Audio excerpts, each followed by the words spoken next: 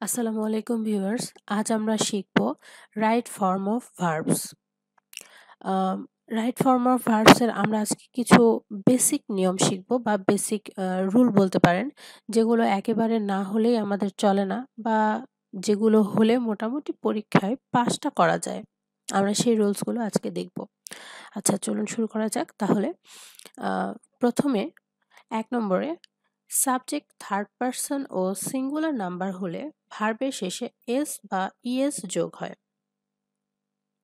ভার্বের শেষে ওয়াই থাকলে এবং ওয়াই এর আগে কনসোনেন্ট থাকলে ওয়াই উঠে গিয়ে আইইএস হয়। আচ্ছা, তাহলে সাবজেক্ট কোনগুলো সেটা তো আমরা জানি। সাবজেক্ট থার্ড পারসন কোনগুলো?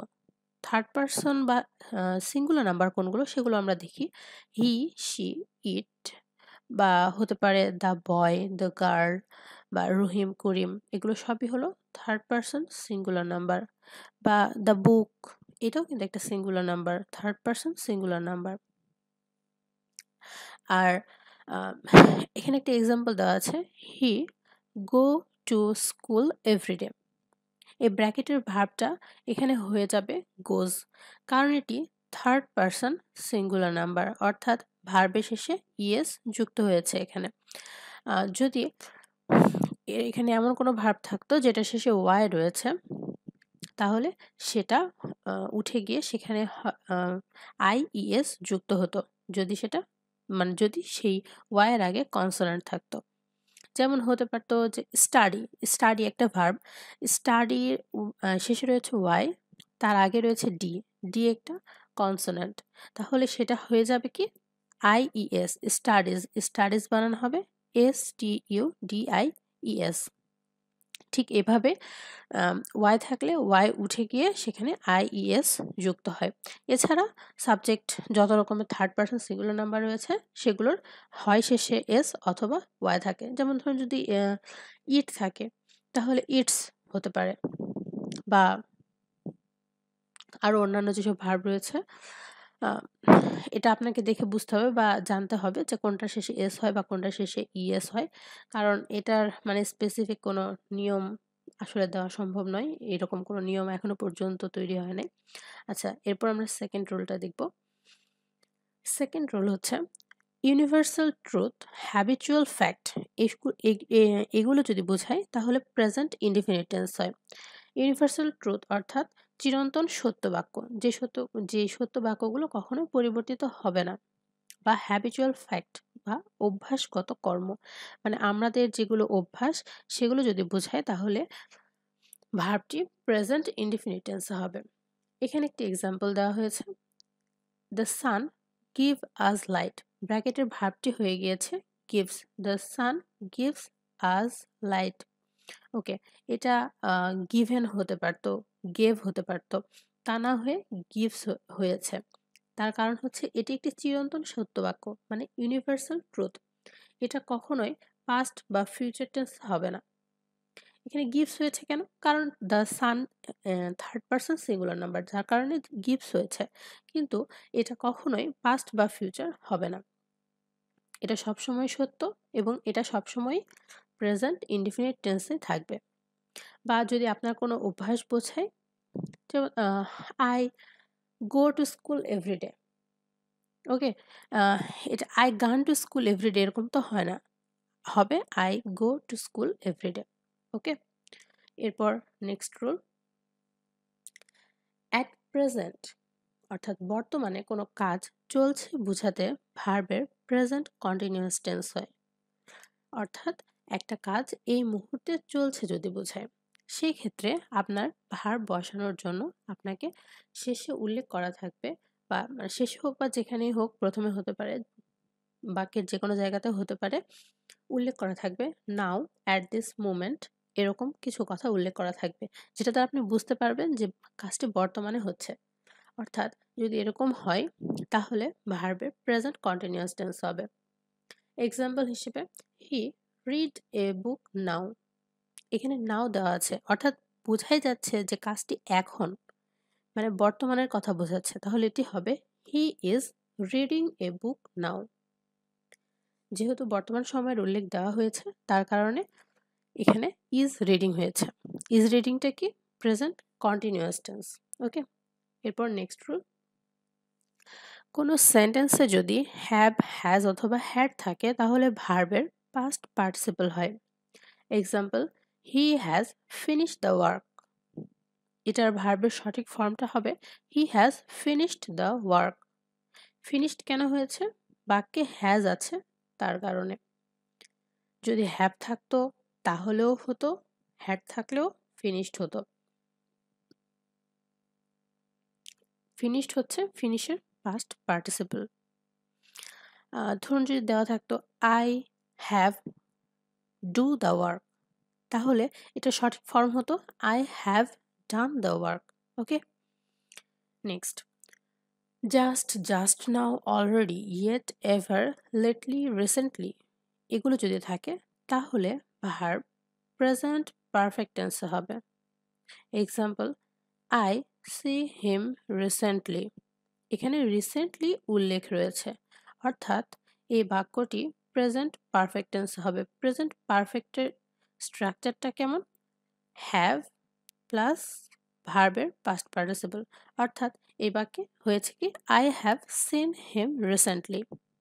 আই তারপরে হ্যাভ প্লাস ভার্বের past participle him recently, I have seen him recently. Okay, next rule, অতীত বোঝায় এমন ওয়ার্ড বা ফ্রেজ থাকলে ভার্বের পাস্ট ফর্ম হয়। অর্থাৎ অতীত সময়ের যদি উল্লেখ করা থাকে তাহলে অবশ্যই ভার্বটি পাস্ট ফর্মে হবে। অতীত সময়ের উল্লেখ বলতে কোনগুলো বোঝায়, কোনগুলো দেখে আমরা বুঝবো যে অতীত সময়ের উল্লেখ আছে, সেগুলো হচ্ছে ইয়েস্টারডে, এগো, long since, last night, etc. এগুলো দেখলে আমরা বুঝতে পারি যে কাজটি অতীতে হয়েছে। এক্সাম্পল, হি কাম হোম লাস্ট নাইট, অর্থাৎ এটার দ্বারা বোঝা যাচ্ছে যে সে গত রাতে এসেছিল। তাহলে এসেছিল যদি হয়ে থাকে তাহলে অবশ্যই ভার্বটি পাস্ট ফর্মে হয়ে যাবে হি কেম হোম লাস্ট নাইট। অর্থাৎ এখানে কি হলো, ভার্বটি পরিবর্তিত হয়ে পাস্ট হয়ে গেল, কেননা এখানে গত রাতের কথা উল্লেখ করা রয়েছে। ওকে, এরপর it is high time, it is time, wish, fancy ইত্যাদি থাকলে ব্র্যাকেটের ভার্বের পাস্ট ফর্ম হয়। অর্থাৎ এই এই এই জিনিসগুলো যদি উল্লেখ করা থাকে, it is high time, it is time, wish, fancy এগুলো যদি উল্লেখ করা থাকে তাহলে ভার্বের পাস্ট ফর্ম হবে। Example, it is high time we take proper action. এটার সঠিক ফর্মটা হবে কি it is high time we took proper action. ভার্বটি পাস্ট ফর্মে হয়ে গিয়েছে, তার কারণ এখানে ইট ইজ হাই টাইম উল্লেখ করা রয়েছে। Okay, next, every, each, one of থাকলে ভার্বের সিঙ্গুলার ফর্ম হয়। এভরি, ইচ, ওয়ান অফ এগুলো যদি উল্লেখ করা থাকে তাহলে ভার্বের সিঙ্গুলার ফর্ম হবে। One of the boys dash মানে বি দেওয়া আছে ব্র্যাকেটে absent yesterday. One of the boys was absent yesterday. এখানে খেয়াল করলে দেখবেন বয়েজ রয়েছে, মানে বালকগুলো কিন্তু বোঝাচ্ছে, কিন্তু তারপরেও ভার্বটি সিঙ্গুলার হয়েছে। তার কারণ কি, ওয়ান অফ দ্য বয়েজ মানে অনেকগুলো বালকের মধ্যে একজন অনুপস্থিত ছিল বোঝাচ্ছে। ওকে, যেহেতু একজন অনুপস্থিত ছিল অর্থাৎ এটি সিঙ্গুলার ফর্মে হবে। ওকে, অনেকগুলো বালকের মধ্যে সে কিন্তু একজন মাত্র ছিল যে অনুপস্থিত ছিল। এরপর can, could, may, might, shall, should, will, would এগুলো অক্সিলারি ভার্ব হিসেবে থাকলে মূল ভার্বের প্রেজেন্ট ফর্ম হয়। এই শব্দগুলো যদি উল্লেখ থাকে তাহলে মানে অক্সিলারি ভার্ব হিসেবে যদি এই শব্দগুলো থাকে তাহলে মূল ভার্বটি প্রেজেন্ট ফর্মে হবে। Okay, example, we should do our duty. Okay, এটার কারেক্ট ফর্ম কি we should do our duty. আমরা করতে পারি বা আমাদের করা উচিত এরকমই বোঝা যায় এই মানে কথাগুলো দ্বারা, যার কারণে এগুলো সবসময় প্রেজেন্ট ফর্মে হবে।